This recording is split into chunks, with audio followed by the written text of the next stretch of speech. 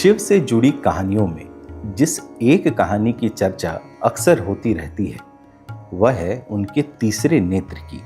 यह अपने आप में एक अद्भुत कहानी है जिसको अगर युवा सही से समझ लें तो उनके जीवन को एक नई दिशा मिल सकती है।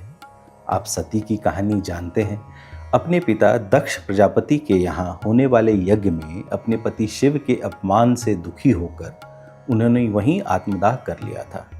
यह समय महादेव के लिए काफ़ी कठिन था और वह सती के वियोग में तपस्या में लीन हो गए।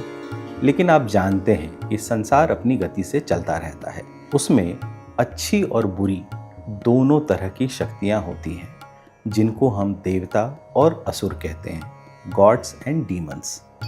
महादेव की समाधि के बीच ही एक नई चुनौती खड़ी हो गई, राक्षस तारकासुर।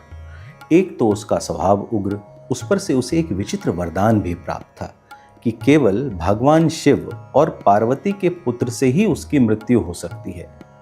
देवता जानते थे कि जब तक शिव पार्वती से विवाह नहीं करते तब तक वह पुत्र जन्म नहीं ले सकता, पर शिव तो ध्यान में थे और किसी भी तरह की मोह माया से परे।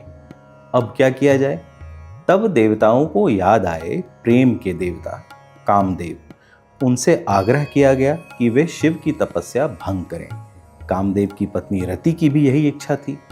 तमाम तरह के दबावों के बीच कामदेव ने शिव की तपस्या भंग करने का निर्णय लिया।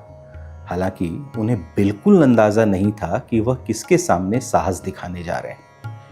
उन्होंने चारों तरफ वसंत ऋतु का माहौल बनाया और फूलों की वर्षा और सुंदर संगीत के साथ शिव के मन में हलचल पैदा करने का प्रयास किया।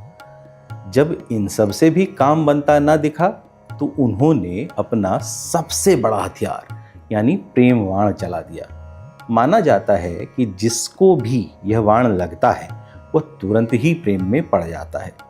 लेकिन महादेव का मामला अलग था।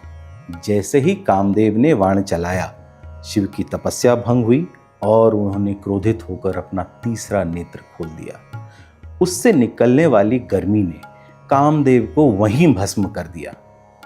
अब रति के दुख की कोई सीमा नहीं थी।